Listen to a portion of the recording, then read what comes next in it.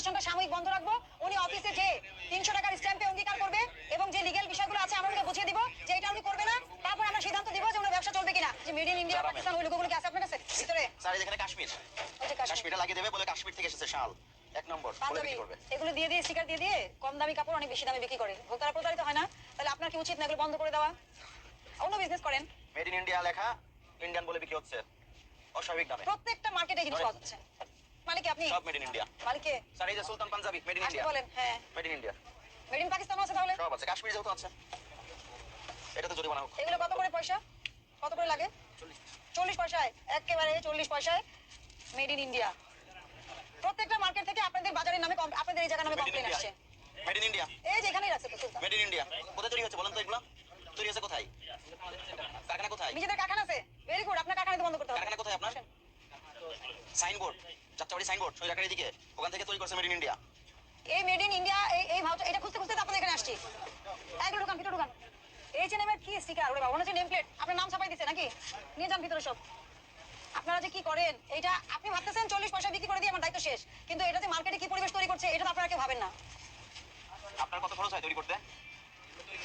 60 পয়সা 40 পয়সা খরচ হয়। আপনি বিক্রি করেন কত? 60 পয়সা। আর আপনার উৎপাদন খরচ কত? 45 পয়সা। এগুলো যে বাজারে যে 10 থেকে 12 টাকা করে বিক্রি হচ্ছে ব্র্যান্ডের লেভেলের কারণে, সেগুলো কার কাছে বিক্রি করেছেন? এখানে আছে না তথ্য? সাদা বাহার কোন দেশের 3 পিস? সাদা বাহার কোন দেশের? পাকিস্তানের 3 পিস না, এই যেখান থেকে বিক্রি হয়েছে। এই সাদা বাহার কিভাবে বিক্রি হলো? বেকার স্টিকার বের করেন। এইগুলো লাগিয়ে পাকিস্তানের 3 পিস বলে বাজারে বিক্রি হচ্ছে 20,000 26,000 10,000 সাদা বাহার বিক্রি হচ্ছে 1 টাকা 30 পয়সা করে সাদা বাহার। আগানোর আছে। এই হলো অবস্থা। যারা ব্র্যান্ড বিক্রি হচ্ছে 2000, এই সেম দাম বিক্রি হচ্ছে। ট্রেড লাইসেন্স তো নাই। ট্রেড লাইসেন্স নাই? ফ্যাক্টরি কি দিয়ে চলে? আপনার কোথায় আপনার ইয়ে? হ্যাঁ সাদা বাহার দেখি। এই তো। আর কি আগানোর দেখি? ওগুলো দেন একটা করে।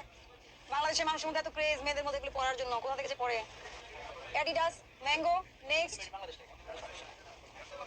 এই যে ইউকেতে যে এইচএনএম আছে ওইটার গায়ে তো এটাই লেখা থাকবে, কারণ বাংলাদেশ থেকে ওনার প্রোডাক্ট বানিয়ে নিয়ে যায়। বাংলাদেশ থেকে প্রোডাক্ট বানিয়ে নিয়ে যায়। ওটা গার্মেন্টস অ্যাকসেসরিজ বিজনেস থাকে। এটা ডিল করে কার সাথে? সরাসরি গার্মেন্টসের সাথে অ্যাকসেসরিজ কোম্পানির ডিল থাকে এবং ওনারা এগুলো মার্কেটে আসে না। আপনাদের মতো এরকম মার্কেটে আসে না। ওনাদের কোনো রিটেইলার থাকে না। এগুলো সরাসরি গার্মেন্টসে যায়, ওখান থেকে রেডিমেড হয়ে কাপড় বিদেশ চলে যায়। বলতে মেড ইন বাংলাদেশ লেখা। এই যে আপনার দোকানের ব্যবসায়ী যে পৃথিবীর সব বিজনেস এক জায়গায় করতেছে, এটাকে আপনারা কিছু বলেন না? এই যে made in India, made in Pakistan, এই যে এইচএনএম, তারপরে আপনার টামি হেলথকেয়ার থেকে শুরু করে পৃথিবীর অ্যাডিডাস, নাইকি, মানে পৃথিবীর কোনো ব্র্যান্ড বাকি নাই যে তারা লোগো বানাচ্ছে না। এই যে এই লোগোটা ঢাকা শহরে এখন কোনো মার্কেট নাই যেখানে আমরা দেখি নাই মেড ইন ইন্ডিয়া। শুনেন, যখন আমরা জরিমানা করেছি তাদের ব্যবস্থা নিয়েছি, তখন তারা বলছে এই যে মায়া কাটারাতে সব পাওয়া যায়, এখানে আপনারা যে যদি এটা বন্ধ না করেন তাহলে আমাদের আমরা করতেই থাকবো। তো আমরা কিন্তু স্পেসিফিক কমপ্লেনের ভিত্তিতেই এখানে আসছি যে এরা তাদের কাছে সেল করে, ওনারাই কমপ্লেনটা করেছে। আমার কথা এই জিনিসটা, এই লোগোটা দিয়ে একটা কাপড় 10 গুণ বেশি দামে বিক্রি করে। এটা ভোক্তারা প্রতারিত হচ্ছে না বলেন? এই যে made in India, made in Pakistan, এই বিভিন্ন লোগো পুরো মার্কেট ভরে গেছে, একটা ডিজাস্টার। বুঝছেন, আমাদের প্রচুর কমপ্লেন আসে, কিন্তু আমাদেরকে এটাই তো তৃণমূল, এটাই তো পাইকারি, এটাই তৃণমূল, এখান থেকে উৎপত্তি, এটাই সোর্স। এখানে কি হচ্ছে? ওই যে নকল logo, sticker, made in India, made in Pakistan, সাদা বাহার, এগুলো বানিয়েছে যে উনি, এগুলো মার্কেটে ছড়িয়ে গেছে অনেক, এগুলো নিয়ে অনেক ঝামেলা হচ্ছে। আমরা এই জন্য প্রতিষ্ঠানটা সাময়িক বন্ধ রাখবো। উনি অফিসে যে 300 টাকার স্ট্যাম্পে অঙ্গীকার করবে এবং যে লিগ্যাল বিষয়গুলো আছে আমরা ওকে বুঝিয়ে দিব যে এটা উনি করবে না। তারপর আমরা সিদ্ধান্ত দিব যে ওনার ব্যবসা চলবে কিনা। ওনার তো ট্রেড লাইসেন্সই নাই, তাহলে বাতিল করার তো কোনো প্রশ্নই আসে না। ট্রেড লাইসেন্স ছাড়াও তো বিজনেস করতে পারবে না, লাইসেন্সটা নিতে হবে। ঠিক আছে, সবাই নিয়ম মেনে চলেন। হ্যাঁ, পরবর্তী নির্দেশ না দেওয়া পর্যন্ত আপনাদের এই প্রতিষ্ঠান ওমর ট্রেডিং, হ্যাঁ কেন আপনারা মেড ইন ইন্ডিয়া স্টিকার তৈরি করেছেন, পৃথিবীর যত বিশ্ববিখ্যাত ব্র্যান্ড আছে সবগুলোর নকল স্টিকার তৈরি করেছেন এবং আমরা আপনার গোডাউনে এখানে এসে প্রচুর পেয়েছি। সেই জন্য আপনার প্রতিষ্ঠান আমরা পরবর্তী নির্দেশনা না দেওয়া পর্যন্ত বন্ধ ঘোষণা করছি। আপনি আমাদের অফিসে প্রয়োজনীয় ডকুমেন্ট সহ এবং আপনার লিগালি যতগুলো আপনি ডকুমেন্ট আপনি ফেস করতে চান, আপনার এই ব্যবসা চালাতে হলে ট্রেড লাইসেন্স করতে হবে।